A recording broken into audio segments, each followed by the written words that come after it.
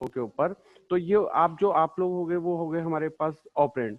तो जब किसी तरह की टास्क को अप्लाई करेंगे या परफॉर्म करेंगे या एग्जीक्यूट करेंगे, तो we need the two things, one which is instruction and another is operand. तो यहाँ हम प्रोग्राम बना रहे हैं तो उस प्रोग्राम को इंस्ट्रक्शन बोल सकते हैं और उस इंस्ट्रक्शंस को अप्लाई करेंगे, ठीक है, फाइनली किसी एप्लीकेशन के लिए। उसके बाद हम बात कर रहे थे कि जो कंपोनेंट है एम्बेडेड सिस्टम के वो क्या क्या होते हैं। तो उसमें पहला है हार्डवेयर होगा, दूसरा एप्लीकेशन सॉफ्टवेयर होगा, एक रियल टाइम ऑपरेटिंग सिस्टम होगा जो रियल टाइम पे डेटा को एक्सेस कर रहा है, उसको सेंड कर रहा है, उसको प्रोसेस करवा रहा है और उसके थ्रू हम टास्क को एग्जीक्यूट कर रहे हैं। उसके बाद ये हमारे पास एक ब्लॉक है, ये आपके सिलेबस में नहीं, लेकिन you have to know about the embedded system because it is very beneficial for your IoT based application. और जब हम उसकी डिजाइनिंग की बात करेंगे तो many components and many things will be similar as is mentioned on embedded system. तो यहाँ एक हम ब्लॉक डायग्राम की बात कर रहे हैं कि जब कोई एक ब्लॉक पर डिस्कस किया जाएगा, एम्बेडेड सिस्टम की बात की जाएगी, तो उसका जनरल ब्लॉक डायग्राम क्या होगा। तो यहाँ हम देख सक रहे हैं, या इसमें मेंशन किया गया है कि एक प्रोसेसर हमने यूज़ किया है, टाइमर हमने यूज़ किया है, इंटरप्ट कंट्रोलर हमने यूज़ किया है, program memory and data memory use की है, सीरियल कम्युनिकेशन पोर्ट्स हमने यूज़ किए, पैरेलल पोर्ट्स हमने यूज़ किए, and we are using some power supply as well as system application specific circuit. अब इन सभी कंपोनेंट्स को, इन सभी सेक्शंस को हमने एक कॉमन पीसीबी के ऊपर, एक कॉमन प्लेटफॉर्म के ऊपर फैब्रिकेट कर दिया है, या मैं ऐसे बोल सकता हूँ कि मैंने उनको इंटीग्रेटेड कर दिया है। जैसे मैंने इंटीग्रेशन किया जाएगा, या हम बोलते हैं कि इंटीग्रेशन का फायदा क्या होता है या इंपॉर्टेंस क्या है, तो we can say that we are reducing the size of the circuitry, या इस सर्किट के साइज को हम कॉम्पैक्ट कर रहे हैं। और फाइनली क्या होगा कि अगर कोई सर्किट हमारे पास कम स्पेस यूज कर रहा है तो उसको कंट्रोल करना हमारे लिए बहुत ज़्यादा इजी हो जाएगा। और अगर हमने किसी चीज़ को बेटर वे में या एफिशिएंट वे में हम कंट्रोल कर सकते हैं तो ऑटोमेटिकली जो कॉस्ट ऑफ द सिस्टम है वो रिड्यूस हो जाएगी। तो हम कह सकते हैं कि अगर हम जनरल पर्पज सिस्टम डिजाइन कर रहे हैं और एक एम्बेडेड सिस्टम डिजाइन कर रहे हैं, तो हमारे लिए ज़्यादा इफेक्टिव या इकोनॉमिक कौन सा सिस्टम रहेगा, एम्बेडेड सिस्टम रहेगा। मैं इनके कुछ ब्लॉक्स के ऊपर एक बार बात कर लेता हूँ कि इनका फंक्शन क्या है। प्रोसेसर आप लोगों को मालूम ही है कि एक जनरल पर्पज मशीन है, या प्रोसेसर की जगह आजकल हम कंट्रोलर को यूज कर रहे हैं। तो हम बोल सकते हैं कि अगर कंट्रोलर यूज कर रहे हैं तो वो एक डेडिकेटेड मशीन है जो टास्क को एग्जीक्यूट कर रही है, प्रोसेस करा रही है। कोई पूछ सकता है कि प्रोसेस का मतलब क्या है, तो हम वो बताते हैं कि जो सर्टेन रूल्स और को यूज करते हुए एक्सपेक्टेड आउटपुट दे या उस स्टेप्स को आगे मूव करे, तो उसको हम प्रोसेसर बोल सकते हैं। उसके बाद हमारे पास यहाँ पे है टाइमर, जो काउंट कर रहा है कि जो इवेंट है या जो टास्क है, जो एप्लीकेशन हम परफॉर्म कर रहे हैं, how much time is consuming. तो we can calculate the expected time for by using of timer या काउंटर। दो चीजें लगते हैं, टाइमर और काउंटर। अभी अगर मैं काउंट की बात करूं या काउंटर की बात करता हूं, तो मैं बोल सकता हूं कि एक स्पेसिफिक टास्क के लिए, जैसे अभी अभी मैं आपको पढ़ा रहा हूं तो एक काउंटर लगा दिया कि 12:20 से ये 15 तक ये क्लास चलेगी। तो ये किसके थ्रू कैलकुलेट किया जा रहा है, ये टाइम कैसे कैलकुलेट किया जा रहा है, काउंटर के थ्रू।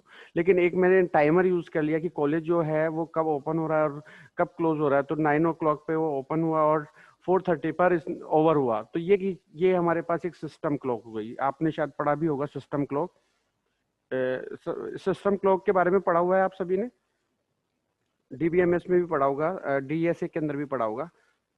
सिस्टम क्लॉक जहाँ पे सब डिफरेंट डिफरेंट कंपोनेंट के लिए एक सिस्टम क्लॉक है, या जैसे मैं यहाँ पे भी बोल सकता हूँ कि सभी के लिए, अकाउंट सेक्शन के लिए भी 9 to 4:30 है। एकेडमिक्स से रिलेटेड जो भी वर्क है या फैकल्टीज जो काम कर रहे हैं या जो एकेडमिक्स से रिलेटेड वर्क्स में इन्वॉल्व है, उन लोगों के लिए भी टाइमिंग क्या है, 9 to 4:30 है। जो मैथ्स या और दूसरे लाइब्रेरी या और दूसरे ट्रांसपोर्ट फैसिलिटी को या ट्रांसपोर्ट सिस्टम को हैंडल कर रहे हैं, उन लोगों के लिए भी 9 to 4:30 है। लेकिन सभी के लिए सिस्टम क्लॉक सेम है, लेकिन सबके टास्क, सबके वर्किंग, सबकी प्रोफाइल डिफरेंट है। तो यहाँ ये बोला जाएगा कि this is the system clock, और जो टाइम कैलकुलेट किया जाएगा वो टाइमर के थ्रू किया जाएगा।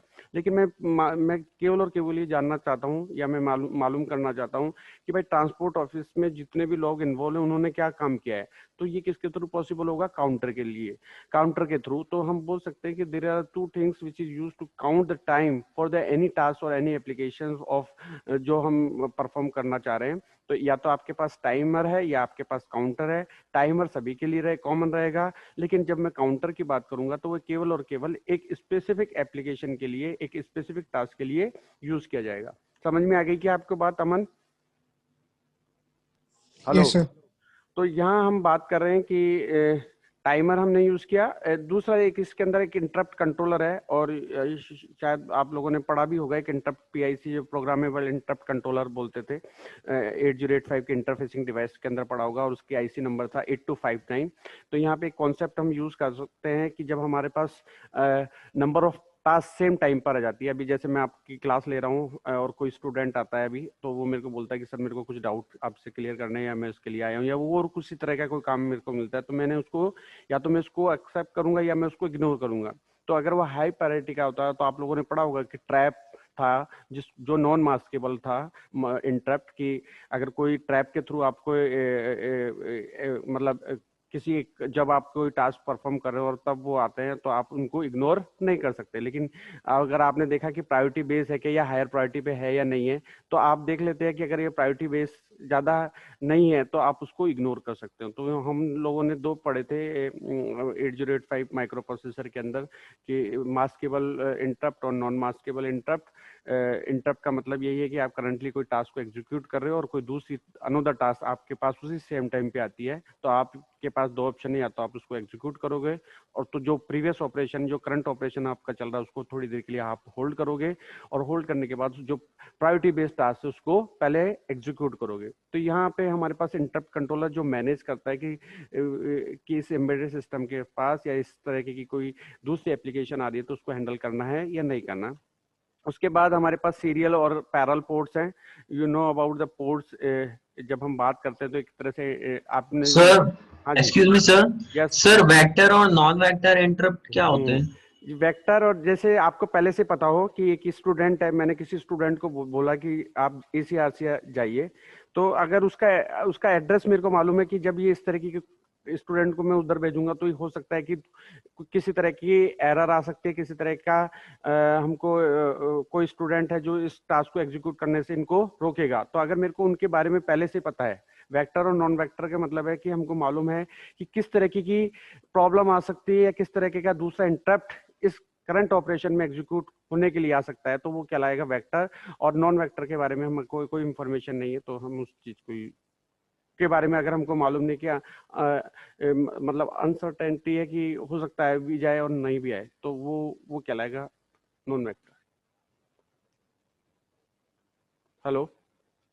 Yes sir, okay. आवाज आ रही है।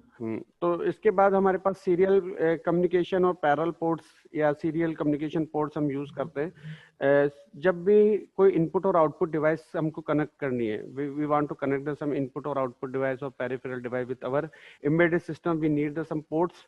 और पोर्ट्स का मतलब ये है कि हम एक मीडियम प्रोवाइड कर रहे हैं, उस मीडियम को यूज करते कोई इनपुट डिवाइस या आउटपुट डिवाइस हमारे एम्बेडेड सिस्टम के साथ कनेक्ट हो रही है।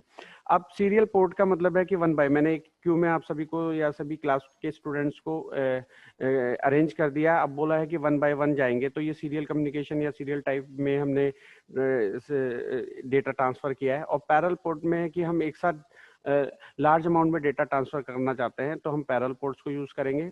पैरेलल पोर्ट्स को और सीरियल पोर्ट्स को कन्वर्ट करने के लिए या ट्रांसफर करने के लिए हमको एक डिवाइस यूज करते थे, या एक इंटरफेसिंग डिवाइस यूज करते थे 8251, या अगर आपको याद आ रहा हो तो यूसार्ट जिसको बोलते थे, universal synchronous asynchronous receiver transmitter. और उनको यूज करते हुए हम सीरियल टू पैरेलल और parallel to serial data pass किया जा रहा है, क्योंकि हमको मालूम है कि जो हमारा कंट्रोलर या जो प्रोसेसर है वो पैरेलल मोड पे वर्क करता है। Do you know about that कि our processor work on parallel mode, parallelly data transfer करता है ना। Yes sir. हाँ, हाँ, क्योंकि हम जब भी तो बोलते हैं कि हमारा जो सर, प्रोसेसर है वो 32 बिट प्रोसेसर है, 64 बिट प्रोसेसर है। इसका मतलब वो एक साथ 64 बिट को या 32 बिट को, या जब हम 8085 पढ़ रहे थे तो 8 बिट माइक्रो प्रोसेसर था, तो वो 8 बिट डेटा को एक साथ प्रोसेस करा सकता था। तो जो वर्किंग इन्वायरमेंट है माइक्रो प्रोसेसर का, या मैं कह सकता हूँ कि कंट्रोलर का, वो पैरेलल मोड पर है। लेकिन जब मैं इनपुट और आउटपुट डिवाइसेस की बात करता हूँ तो they are work on serial mode, यानी कि वो वन बाय वन डेटा को भेजेंगे। तो हमको एक ऐसा इंटरफेसिंग डिवाइस की जरूरत पड़ती है जो सीरियली डेटा को एक्सेस करे, देन इसको कन्वर्ट करे किसमें, पैरेलल मोड में। तो वो पहले सारा डेटा एक साथ इकट्ठा करेगा, कलेक्ट करेगा, देन उसको फॉरवर्ड करेगा प्रोसेसर को, और प्रोसेसर जब एग्जीक्यूट कर देगा तो वो उसको रिसीव करेगा पैरेलल मोड में, लेकिन आउटपुट डिवाइस से वो सीरियल मोड पे वर्क करेगा, तो again it convert the parallel data into serial mode. तो यहाँ इन पोर्ट्स की यूटिलाइजेशन यही है कि जो डेटा हम ले रहे हैं उसके बीच में कम्युनिकेशन हो पाए। ये इसी तरीके से कि दो विजिटर है, जो दो फॉरेनर हैं, दोनों दोनों की लैंग्वेज डिफरेंट है, एक जापानी बोल रहा है, एक चाइनीज बोल रहा है, तो दोनों के बीच में कम्युनिकेशन स्टैब्लिश नहीं हो सकता, तो we need a interfacing device, और उसको हम गाइड बोल सकते हैं। गाइड की कैरेक्टरिस्टिक्स या प्रॉपर्टी ये होनी चाहिए कि वो दोनों लैंग्वेज के बारे में उसको नॉलेज होनी चाहिए, उसको उनकी इंफॉर्मेशन होनी चाहिए, और वो फिर उन दोनों के बीच में कम्युनिकेशन स्टैब्लिश कर सकता है। जब भी वर्ड किया यूज किया जा रहा है कम्युनिकेशन, इसका मतलब है डेटा या इंफॉर्मेशन एक्सचेंज हो रही है। तो यहाँ हम सीरियल और पैरेलल मोड्स को हम यूज कर रहे हैं। उसके बाद आप स्क्रीन पे देख रहे होंगे कि programme memory and data memory है, जो डेटा को स्टोर कर रही है। डबल डेटा जो DDR रैम या इस तरीके की हम डिवाइसेस को यूज करते हैं, तो उसको डेटा को स्टोर करने के लिए हमने यहाँ पर मेमोरी स्टोरेज डिवाइस यूज की है। उसके बाद पावर सप्लाई है, तो रेगुलेटेड पावर सप्लाई, या आपने स्विच मोड पावर सप्लाई के बारे में सुना होगा, तो वो कंटिन्यू रेगुलेट करने के लिए, या इनपुट जितने भी कंपोनेंट है उनको किस तरीके से किन किन वोल्टेज के की रिक्वायरमेंट है उसके हिसाब से हम उनको पावर सप्लाई दे रहे हैं। तो जब IoT डिजाइन जो हम अभी आज डिस्कस करेंगे उसके अंदर यही पॉइंट रहेगा कि IoT डिवाइस के अंदर जो डिजाइनिंग की जा रही है फिजिकल वे में, या फिजिकल डिजाइन की जब बात की जाती है, तो उसमें दो पॉइंट पे बात की जाती है। एक आता है प्रोटोकॉल, जो हम अब आगे की स्लाइड्स के ऊपर या पॉइंट्स के ऊपर डिस्कस करेंगे, और दूसरा है IoT डिजाइन और प्रोटोकॉल। तो IoT डिजाइन में यही है कि जो कंपोनेंट्स हमने यूज किए उनको किस तरह से पावर सप्लाई दी है। तो यहाँ पे जैसे आप देख रहे हैं कि नंबर ऑफ सेक्शन ब्लॉक के रूप में उनको किस तरीके से आपने पावर सप्लाई दी है, that is the responsibility of power supply, rest and oscillator circuit. Oscillator circuit भी आप लोगों ने पढ़ा होगा, क्रिस्टल ऑक्सीलेटर हम यूज करते हैं, और आप लोगों को याद भी होगा तो 3.2 मेगाहर्ट्ज यूज कर रहे थे उसके अंदर। जब हम 8085 माइक्रो प्रोसेसर पढ़ रहे थे, तो क्रिस्टल ऑक्सीलेटर का फंक्शन ये था कि वो कंटिन्यूस पल्स को जनरेट कर रहा है, और पल्स को जनरेट करते हुए वो काउंट कर सकता है या आइडेंटिफाई कर सकता है कि किसी टास्क को एग्जीक्यूट होने में कितना टाइम लगा। तो बेसिकली हम केवल इस ब्लॉक डायग्राम से ये समझने की कोशिश कर रहे हैं कि जब एम्बेडेड सिस्टम की बात की जाती है तो उसमें कौन कौन से पार्ट सर को। यस सर, ये ऑसिलेटर का क्या कॉन्सेप्ट है? देखिए, आप लोगों ने 12th के अंदर एक पीजो इलेक्ट्रिक इफेक्ट का नाम सुना था, जहाँ पे एक क्रिस्टल, मेरे को लगता है सिलेबस में रहता है 12th के अंदर, CBSE और RBSE अगर दोनों की बात यस करूँ। Sir, quartz crystal. हाँ, क्वार्ट क्रिस्टल।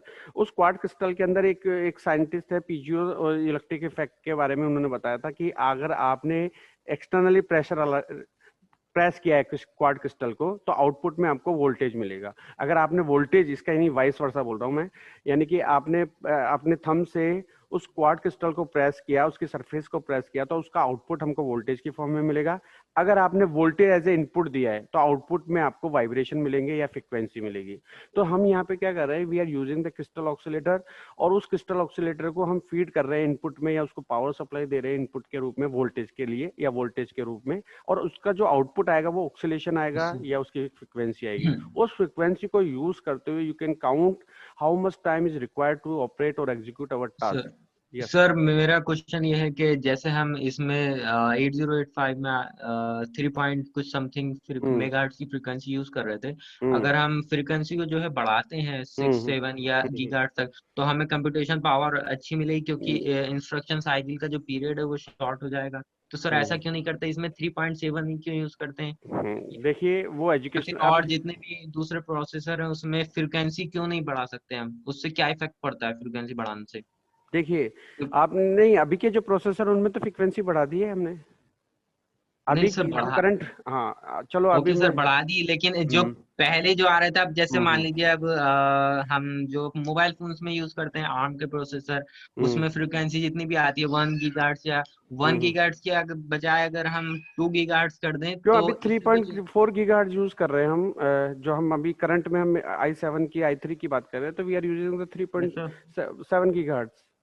ये सर वो ठीक हाँ। है, लेकिन अगर हम फ्रीक्वेंसी बढ़ाते हैं तो इससे हमें कंप्यूटेशन पावर और मिलेगी, तो क्यों ना सर 10 गीगाहर्ट्ज, 100 गीगाहर्ट्ज हम्म कर ऐसे देते क्यों हैं, नहीं कर बढ़ा सकते सकते? हैं। वैसे ऐसा तो नहीं आंसर है। आप में से कोई देगा तो ज्यादा अच्छा लगेगा मेरे को। आप में से कोई देना चाहेगा इसका आंसर? क्या नाम है आपका? सर जिन्होंने मेरा नाम क्वेश्चन। मोहम्मद अमीन। तो कोई और कोई आंसर देना चाहता है इसका? अगर मैं आज ही एक ही दिन में आपको पूरा आईओटी सब्जेक्ट पढ़ा दूं तो क्या समझ में आ जाएगा क्या आपको? नहीं सर। तो देखिए, अब इसमें हम दो तीन चीजों की बात कर लेते हैं। एक तो आपने बहुत अच्छा क्वेश्चन पुटअप कर दिया है कि अगर हम फ्रीक्वेंसी बढ़ा दें तो क्या ओवरऑल सिस्टम फास्ट हुआ है। अगर मैंने एक ही दिन में आपको पूरा आईओटी सब्जेक्ट पढ़ा दिया, मैंने सर मेरी तरफ से काम कर दिया, अब ये जरूरी नहीं है कि आपको पूरा समझ में आया नहीं है। तो मैं तो पूरे ओवरऑल सिस्टम की बात कर रहा हूँ।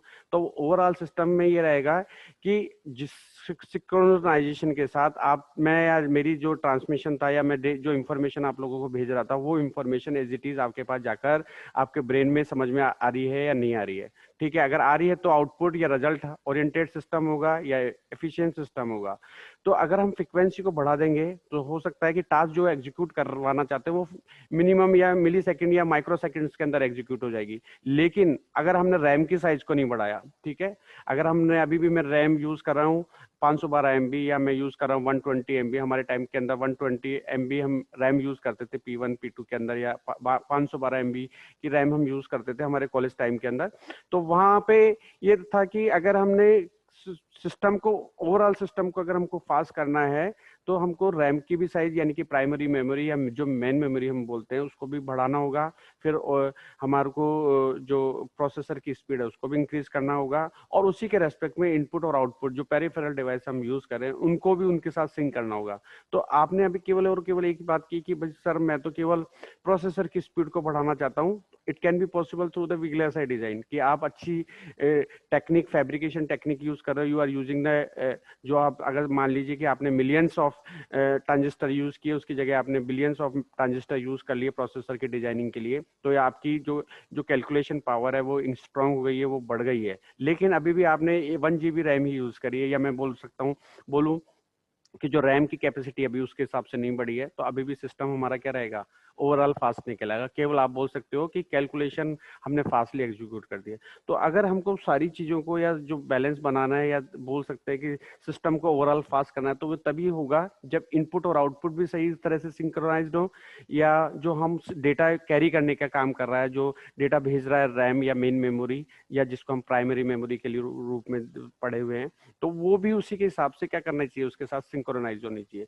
तो ही हम बोल सकते हैं कि जो ओवरऑल सिस्टम है वो फास्ट है। Aman? Yes sir.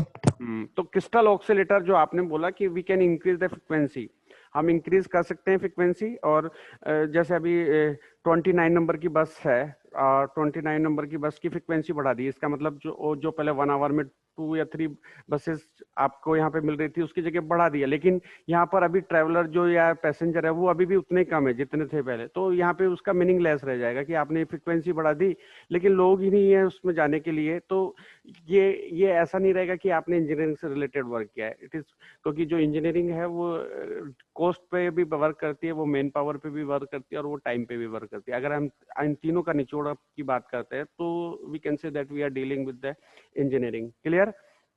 So now we will come on the next slide कि एम्बेडेड सिस्टम में क्या या किस तरीके से हम काम करेंगे। तो embedded system is a software design to keep in view 3 constraints available: system memory, processor speed and power dissipation. तो इसका मतलब ये है कि हमको एनर्जी के ऊपर फोकस करना होगा, मेमोरी के ऊपर ध्यान देना होगा, और जो प्रोसेसर की स्पीड है उसको भी चेक करना होगा और उसको भी देखना होगा। ये sir excuse me sir, sir आप पीछे वाली स्लाइड में एक क्वेश्चन था यस। सर, इसमें पावर डिसिपेशन जो है ये तो हाँ। काफी कम यूज होती है, तो हम्म। इसमें ऐसा कौन सा इसमें इसे कंसिडर देखिए करेंगे देखिए पावर? एक, हाँ, इसको इंटर ऑपरेबल सिस्टम की बात बोलते हैं। जैसे अभी मैंने कल आपको एक स्लाइड पढ़ाई या आज जो मैंने पढ़ाया, और वो एज इट इज आपको समझ में आ गया, मेरे को रिपीट करने की जरूरत नहीं पड़ी। इसका मतलब है सिस्टम क्या है, इंटर ऑपरेबल है। बार बार में ये टर्म, ये मीनिंग बार बार में यूज की जाती है आईओटी को जब हम बात कर रहे हैं या डिजाइनिंग की बात कर रहे हैं या करेक्टरिस्टिक्स की बात करते हैं, कि जितने भी ऑब्जेक्ट हैं, जितने भी थिंग्स हैं, जितने भी सेंसर हम यूज कर रहे हैं या एक्चुएटर्स हम यूज कर रहे हैं, they are interoperable. Interoperable का मतलब है मैंने एक बार पढ़ाया और वो उसी वक्त आपको समझ में आ गया, या आपके कलीग ने आपको कुछ बताया कि भाई मेरे को कल एग्जाम देना है, I need your help your support, and उसने जैसे आपको समझाया किसी भी तरीके से और कैसे भी, और आपको वो चीज समझ में आ गई, उसके बाद आपने उससे नहीं पूछा, इसका मतलब है आप और वो आपका जो कलीग है वो दोनों इंटर ऑपरेबल है, आपको उसकी बात बहुत जल्दी से समझ में आती है और एक ही बार में समझ में आती है।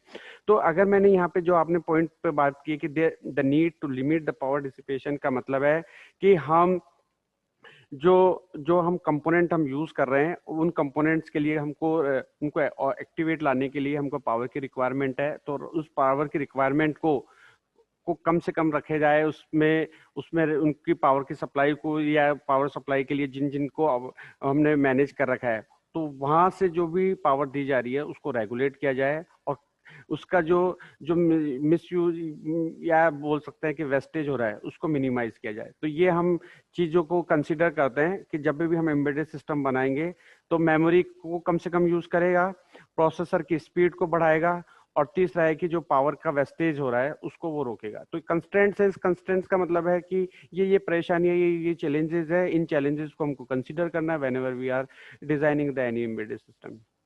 आगे चलें। Yes sir. ओके,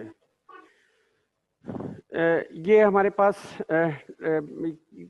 कंसिडरेशंस हैं कि रियल टाइम ऑपरेशन पे वर्क करना चाहिए, size, cost, time, reliability, safety, energy and security, these are the main features which will be considered when we are dealing with the IoT based system। तो अभी sir security किस terms में? Security terms है कि जैसे कोई signal हमने भेजा, मैंने आपको बताया कि भाई ये जो सिक्योर सिस्टम कैसे बोला जाएगा कि दो डिवाइस है उनके बीच में इंफॉर्मेशन एक्सचेंज की जा रही है, मैं आपको अभी जो पढ़ा रहा हूँ या जिस पे हम डिस्कशन कर रहे हैं वो केवल और केवल आप ही समझे, क्योंकि और के लिए ये क्या रहेगा, मीनिंगलेस होगा। अगर मैं स्कूल स्टूडेंट्स को पढ़ाऊं ये सब्जेक्ट, या वो मेरी इस बात को समझे या वो उस बात को सुनने लग जाएं, तो this is a meaningless for them. तो हम ये मैंने ये बोल दिया कि भाई कि जो भी ट्रांसमिशन होगा वो सिक्योर होगा। इसके लिए मैंने क्या किया, एक पासकोड दे दिया आपको कि 12:20 पे हम क्लास लेंगे और उसका पासकोड ये है, उसका लिंक आप लोगों को शेयर मैंने कर दिया है। तो यहाँ बोल सकते हैं कि सिक्योर सिस्टम होना चाहिए। सिक्योर सिस्टम का मतलब जो इंफॉर्मेशन हम एक्सचेंज कर रहे हैं वो केवल और केवल रिसीवर और ट्रांसमीटर के बीच में होनी चाहिए, और इसके लिए इंक्रिप्शन को हम यूज करते हैं। इंक्रिप्शन का मतलब है कि जो डेटा ट्रांसफर किया जा रहा है वो इंक्रिप्टेड फॉर्म में है, यानी कि पहले से ही उसको क्या कर दिया गया है, मॉडिफाई कर दिया गया है, या उसके साथ हमने कुछ दूसरा डेटा है या कीवर्ड्स दे दिए गए हैं। जब भी उस डेटा को एक्सेस करना होगा तो उस डेटा को के कीवर्ड्स को पहले एक्सेस करना पड़ेगा और फिर हम उस पर्टिकुलर इंफॉर्मेशन को एक्सेस कर पाएंगे। तो सिक्योर मीन्स हो गया कि ऑथेंटिक पर्सन ही उस डेटा को या उस इंफॉर्मेशन को एक्सेस कर पाए। Okay sir. ये हमारे पास स्मॉल स्केल एम्बेडेड सिस्टम है, यहाँ पे VLSI टेक्नोलॉजीज की बात की जा रही है। उसके बाद मीडियम स्केल इंटीग्रेशन है। इंटीग्रेशन का बार बार में हमने बात की है या बात करते हैं कि integration is a way in which we are combining, we are fabricating, we are mounting the different component on a single layer या सिंगल PCB या सिंगल प्लेटफॉर्म। तो जिससे क्या होगा फायदा कि जो साइज ऑफ द सिस्टम है वो रिड्यूस हो जाएगा, और अगर हमने रिड्यूस कर दिया तो we will follow the one parameter of embedded system. तो इसका फायदा यही है कि हम जो साइज ऑफ द सिस्टम है उसको रिड्यूस कर रहे हैं bye using of VLSI technology, bye using of LSI technology, by using of medium scale integration technology। clear?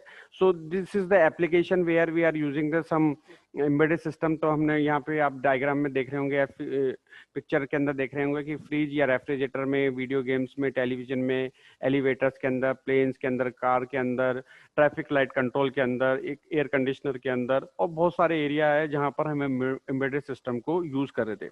कल हमने बात भी की थी कि कब हम कहेंगे एम्बेडेड सिस्टम और कब कहेंगे IoT। अगर ये इस एम्बेडेड सिस्टम को आपने इंटरनेट के थ्रू कनेक्ट कर दिया, या इनके थ्रू जो इंफॉर्मेशन आ रही थी उसको आपने क्लाउड पे ले लिया, या इनके थ्रू जो इंफॉर्मेशन आ रही थी उसको आपने सर्वर पे ले लिया है, now it become a internet of thing. Clear है कि तो इसका मतलब ये हुआ कि आपको पहले बेसिक नॉलेज होनी चाहिए इलेक्ट्रॉनिक्स की, रोबोटिक्स की और एम्बेडेड सिस्टम की होनी चाहिए। अगर आपको इनकी अच्छे से नॉलेज है, इसके बाद आपकी कमांड है, इसके ऊपर आपकी मास्टरी है, तो यू कैन डेवलप और design the IoT based system. अब वहां पर आपको हल्का सा ये ध्यान रखना होगा कि जो आपने नेटवर्क पढ़ा था, नेटवर्क सिक्योरिटी पढ़ा था, उसको और एम्बेडेड सिस्टम के साथ आपको क्लब करना है कि एक एम्बेडेड सिस्टम या आपके पास रहा सब्जेक्ट। कल स्टूडेंट बोल रहे थे कि ये सब्जेक्ट नहीं पढ़ा, लेकिन एम्बेडेड सिस्टम मालूम है आपको, नेटवर्क सिक्योरिटी मालूम है, तो बहुत इजी रहेगा आपके लिए आईओटी को पर काम करना या आईओटी बेस्ड सिस्टम को डेवलप और डिजाइन करना। तो ये अभी तो केवल इंट्रोडक्टिव पार्ट था जिनको हमने तीनों के रूप में यूज किया है। नेक्स्ट हमारा पास पॉइंट है जिसको हम बात करेंगे कि आईओटी डिजाइन या आईओटी बेस्ड सिस्टम की डिजाइनिंग के लिए हम कौन कौन सी हिरार्की को यूज करते हैं, कौन कौन सी मेथोलॉजी को हम यूज करते हैं। तो हम आगे चलते हैं। कल कैरेक्टरिस्टिक्स के ऊपर बात कर ली थी हम लोगों ने, characteristics of IoT system.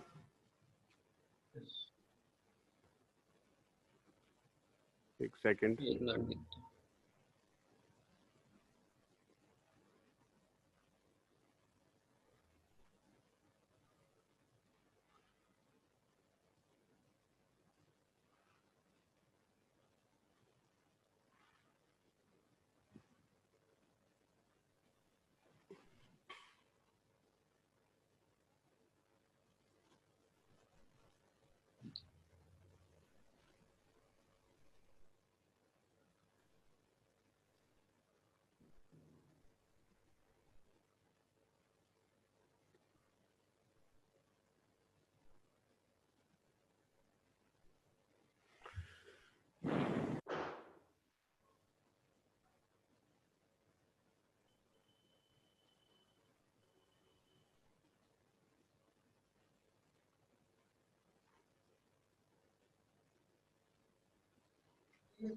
Screen दिख रही है आप लोगों को? Yes sir. ओके, सो जैसा मैंने अभी स्टार्टिंग में बताया था कि we will discuss the designing of. हाँ जी सर, एक्सक्यूज मी सर, हाँ, ये जहाँ भी इसकी एप्लीकेशन है एम्बेडेड सिस्टम की, तो वहाँ पे जो कंट्रोल सिस्टम यूज करते हैं जैसे फ्रिज, वॉशिंग मशीन और डिफरेंट डिफरेंट डिवाइसेस है, तो वहाँ पे सर प्रोसेसर या माइक्रो कंट्रोलर कौन से यूज किए जाते हैं? देखिए अभी मैंने बोला ना कि अगर एम्बेडेड सिस्टम अगर कोई भी हम डिजाइन कर रहे हैं तो हमारे पास दो ऑप्शन है, या तो मैं माइक्रो प्रोसेसर यूज करूंगा या मैं यूज करूंगा माइक्रो कंट्रोलर। यस अब सर, हम वो तो पता चल गया। क्लियर अच्छा है, अच्छा, वो क्लियर है लेकिन आपको कि कंट्रोलर चाहिए हमको। यूज कौन से होते हैं ठीक सर, है, किस कंपनी के, किस रेंज के? ठीक है। तो देखिए अगर अभी हम जब आर्डिनो की बात करते हैं, आर्डिनो एक डेवलपमेंट बोर्ड है। बहुत सारे बच्चे इसको कंट्रोलर बोलते हैं, आर्डिनो कंट्रोलर, जबकि यस सर, आर्डिनो एक डेवलपमेंट बोर्ड है। जब मैं उसमें बात कर यस हेलो, सर, जब मैं बात बोलता हूँ कि डेवलपमेंट बोर्ड, इसका मतलब है कि हम डिफरेंट एप्लीकेशंस को, डिफरेंट एक्सपेरिमेंट को उसके थ्रू एग्जीक्यूट कर सकते हैं। जब मैं डेवलपमेंट बोर्ड बोल रहा हूँ तो इसका मतलब है कि we have the all the resources which is related to execute the specified task. इसका मतलब है कि मैंने एक मॉडल यूज किया है, मैंने उसी के साथ एक इनपुट और आउटपुट डिवाइस यूज कर लिए, उसी के साथ काउंटर यूज कर लिए, और जब मैं इसको कंप्यूटर के साथ इंटरफेस कराऊंगा तो वो भी पॉसिबल है। अगर डेवलपमेंट बोर्ड नहीं होगा तो एक अलग से बर्नर यूज करना पड़ेगा, फिर वो उस टास्क को एग्जीक्यूट करेगा। तो कहने का मतलब है कि आर्डिनो जो है वो एक डेवलपमेंट बोर्ड है, और इसके अंदर जो कंट्रोलर हम यूज कर रहे हैं वो है एटमेगा 328। यानी जिस भी स्टूडेंट ने अभी क्वेश्चन पुटअप किया कि कौन सा कंट्रोलर यूज करें, तो यस सर, 8051, हाँ 8051 माइक्रो कंट्रोलर हम यूज कर सकते हैं, हम 8 मेगा 328 कंट्रोलर यूज कर सकते हैं, और ये सभी 8 बिट माइक्रो कंट्रोलर है। इसका मतलब ये एक साथ 8 बिट डेटा को एक्सेस कर सकते हैं, प्रोसेस करा सकते हैं। ठीक है, 8 बिट डेटा को एक्सेस कर सकते हैं, यानी कि मैं अभी जैसे कितने स्टूडेंट्स हैं, अगर 8 स्टूडेंट्स अभी हैं तो 8 स्टूडेंट्स को मैं इजिली कंट्रोल कर पा रहा हूँ, या वो उनकी बात सुन पा रहा हूँ, या वो मेरी बात सुन पा रहे हैं, और सही तरीके से टीचिंग लर्निंग चल रही है। तो इसका मतलब है कि we can easily handle the all 8 student, और ये कैपेसिटी हो गई। तो जो आपने अभी कंट्रोलर की बात की, तो 8051 is the controller. We can use the another 8 mega 328, फिर मेगा में भी आ सकते हैं, फिर नैनो में भी आ सकते हैं। आर्ड जो 8 मेगा का नैनो है उसको भी हम एज ए कंट्रोलर यूज कर सकते हैं। तो it's depend on the user what type of controller we are using. Raspberry pi भी हम यूज कर रहे हैं आजकल, जो आईओटी बेस्ड सिस्टम यूज कर रहे हैं। यस सर, तो वो भी हम यूज कर रहे हैं। बैड, ठीक है, आगे चले। तो कल हमने बात की थी, ये मैं अभी आप लोगों के साथ शेयर भी कर दूंगा ग्रुप के अंदर, तो आप एक बार देख लीजिएगा इस पूरी पीडीएफ को, उसके अंदर आपको पूरा फर्स्ट यूनिट और सेकंड यूनिट मिल जाएगा इस पीपीटी के अंदर, इस पीडीएफ के अंदर ही। तो यहाँ पर बात चल रही है कि designing of IoT based system. तो we can divide the design of IoT in 2 categories. पहला जो कैटेगरी है वो फिजिकल डिजाइन है, और जो दूसरा कैटेगरी है वो लॉजिकल डिजाइन है। तो पहली तो बात आती है डिजाइनिंग। कोई बताएगा कि डिजाइनिंग का मतलब क्या है? सर उसका स्ट्रक्चर तैयार करना। जैसे कोई आपके दिमाग में, मैंने वर्ड यूज किया डिजाइन, तो आपको क्या लगा, क्या समझ में आया? सर किसी का भी एक ऑप्टिमम स्ट्रक्चर तैयार करना जो हर तरह से फीजिबल हो। देखिए, डिजाइन की बात की तो इसका मतलब है रिक्वायरमेंट, और रिक्वायरमेंट का मतलब है आपके पास कुछ चॉइस है, ठीक है। तो यहाँ हम आईओटी बेस्ड सिस्टम है, तो पहले हमको कोई एप्लीकेशन मालूम है कि इस एप्लीकेशन को परफॉर्म करने के लिए हमारी क्या रिक्वायरमेंट और हमारी पास क्या चॉइस है। तो you have the choice of controller, you have the choice of protocol. Protocol की भी बात अभी कर लेता हूँ। प्रोटोकॉल का मतलब हुआ कि किस तरह से वे ऑफ कम्युनिकेशन होगा, किस तरह से दो ऑब्जेक्ट्स या नंबर ऑफ ऑब्जेक्ट्स या मिलियंस ऑफ ऑब्जेक्ट्स हम यूज कर रहे हैं, वो कैसे एक दूसरे से इंटरफेस करेंगे, कैसे वो इंफॉर्मेशन एक्सचेंज करेंगे। तो उनके लिए क्या प्रोटोकॉल बनाया गया, प्लस डेटा जैसे कैसे पास ऑन किया जाएगा। तो उसके लिए नेटवर्क लेयर्स कौन सी यूज करेंगे, नेटवर्क लेयर कैसे होगी, लिंक लेयर कैसे होगी, डेटा एप्लीकेशन लेयर कैसे होगी, ट्रांसपोर्ट लेयर कैसे वर्क करेगी। आप लोगों ने पढ़ा भी होगा OSI model, open system interconnection model use किया था, और उसमें से 7 लेयर थी कि 2 ऑब्जेक्ट को जब हम कनेक्ट करवाते हैं तो फिजिकल मोड पे, तो वो किस तरह से किस तरह से लेयर्स को यूज किया जाएगा उस। अब यहाँ पे तो हम वायरलेस कम्युनिकेशन यूज कर रहे हैं, या मोस्टली या 99% हम वायरलेस सिस्टम ही हम यूज करेंगे whenever we are exchanging their information. तो उनके लिए क्या प्रोटोकॉल्स हम यूज कर रहे हैं। जैसे अभी मैंने बोला कि मेरे को एक temperature based system, IoT based system बनाना है। अब टेम्परेचर सेंस करना है, तो टेम्परेचर सेंस किसका करना है? एनवायरनमेंट का टेम्परेचर सेंस करना है, उसके लिए अलग सेंसर आएगा। मेरे को ह्यूमन बॉडी का टेम्परेचर या कोर बॉडी का टेम्परेचर सेंस करना है, उसके लिए अलग सेंसर आएगा। मेरे को केवल मेरी स्किन का टेम्परेचर सेंस करना है, तो उसके लिए अलग टेम्परेचर सेंसर आएगा या उसके लिए अलग सेंसर आएगा। केवल हीट कैलकुलेट करनी है सराउंडिंग की, तो उसके लिए अलग सेंसर आएगा। तो we have the options, we have the some choices कि कौन से सेंसर को मैं यूज करूंगा, कौन से एक्चुएटर्स को यूज करूंगा, और कौन से प्रोटोकॉल्स को फॉलो करूंगा जब मैं IoT बेस्ड सिस्टम को डिजाइन कर रहा हूं। तो basically what we will discuss, what we will cover in IoT based design, कि we have the some options of the type of sensor और actuators, we have the some options of the protocols की कौन सा protocols use करेंगे, publish के रूप में करेंगे, या हम जो स्लैब मोड यूज करेंगे, या मास्टर मोड और स्लैब मोड यूज करेंगे।